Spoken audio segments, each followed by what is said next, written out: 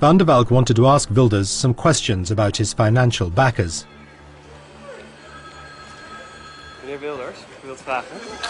Van Dijk moet je hebben. But Freedom Party MP Toon van Dijk didn't want to talk to him either.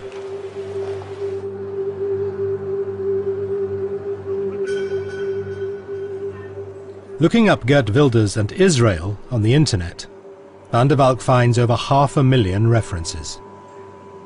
In his early political career, Wilders was a member of the VVD's foreign desk and specialized in Israel. He would visit their embassy in The Hague on numerous occasions. Such was the regularity of these visits that they aroused suspicion. According to the widely read magazine Vrij Nederland, a high-ranking officer in the Dutch Foreign Affairs Department was also concerned that Wilders was constantly asking very detailed questions regarding relations with Israel. In the article, the employee states, "Even though we couldn't prove it, it was obvious that Wilders was being informed by the Israeli embassy." Wilders makes no secret of his great affection for Israel and its people. He has a Jewish grandmother. He married a Hungarian Jewish diplomat and spent time living and working in the Holy Land in his youth. Wilders has admirers in Israel, and he's had access to some of the country's leading politicians, even though his views put him well to the right of some of them. The main foreign policy commitments of his party also centre on that country.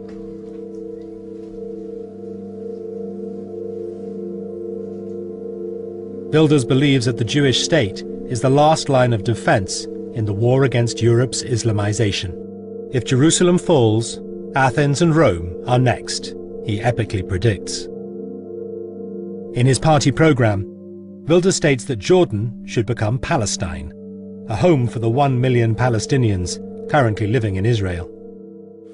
I lived some years in this beautiful country and in the city Jerusalem, and I visited Israel more times than I can count. Israel, the only country in the region with a functioning parliament, with a rule of law, and with free election. The only country in the whole region that shares our values of our Western societies. In fact, is one of the foundations of our Judeo-Christian identity. In December 2008, Wilders attended a conference in Jerusalem called Facing Jihad. And we are here today to voice our concern over the growing Islamization of the West. We do it. Several members of his international network, such as Pamela Geller, are attending. But what we have to fear most is the creeping Islamization, the stealth jihad.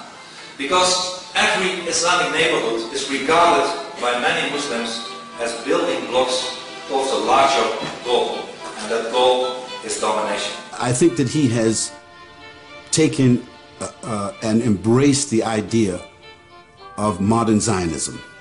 And he's using the platform of modern Zionism to espouse the same concepts about Muslims in the world and the Quran that the Jews cannot afford to say in Israel.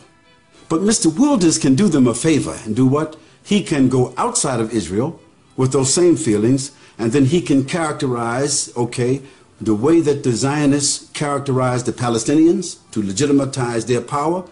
Mr. Wilders can characterize Islam in the same way, and this is what's taking place.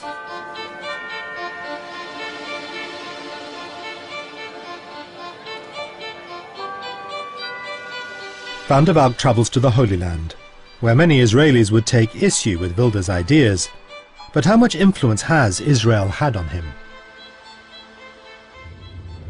His Israeli friend Azaf drives him towards the Jordanian border. This is over there is Kfar Tapuach, one of the most the extremist settlements here. After finishing school, the young Wilders lived here in an Israeli farming community called a moshav. His early exposure to the Jewish state, its people and its worldview were to have a profound effect on him and would help shape his politics. Moshav Tomer is an oasis within barren desert land. This is where, in his 20s, Wilders lived for more than a year, fenced off from the Palestinian villages close by. This is the only photo of Wilders from that period that Van der Valk could find. But that's definitely Geert. Definitely. He didn't blonde his Look hair. how dark, yeah, his hair is so dark here in comparison to what it is today. He was a very nice guy. I remember him very nice. And then he came back here a few times. He had come to visit. I had seen him here a few times. And he normally came with other people because he was showing them around, apparently.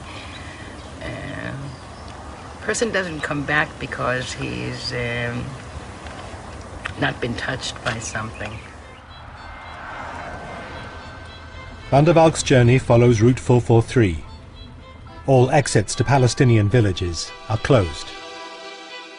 They continue via Jerusalem to the occupied territories on the West Bank. Here, in a settlement called Kfar Adumin, Van der Valk meets another man that has been a great inspiration to Wilders, Aryeh Eldad, an Israeli MP. Like Wilders, Eldad has his own rather extreme solution to the problems of the region, that the State of Israel should remain exclusively Jewish and neighbouring Jordan should be the home of the Palestinians. We were sitting here discussing the plan Jordan is Palestine. And is this how you convince him, how you think? I didn't think I have to convince him. I thought he's very well familiar with the plan, and I think he realized that maybe the only realistic plan to assure a stable situation in the Middle East, where Israel is safe and the Palestinians will find a national state to fulfill their national ambitions. This is the balcony where Wilders and Eldad used to discuss solutions to the Israeli-Palestinian conflict. Everywhere east to the Jordan River, and it's a huge space, 90,000 square kilometers with very small population. The desert area is really empty. And if you bring water, you can build cities and bring a lot of people to them. Dispatching Palestinians to the deserts of Jordan and reclaiming the West Bank for Israelis is a radical concept that doesn't receive much mainstream political support.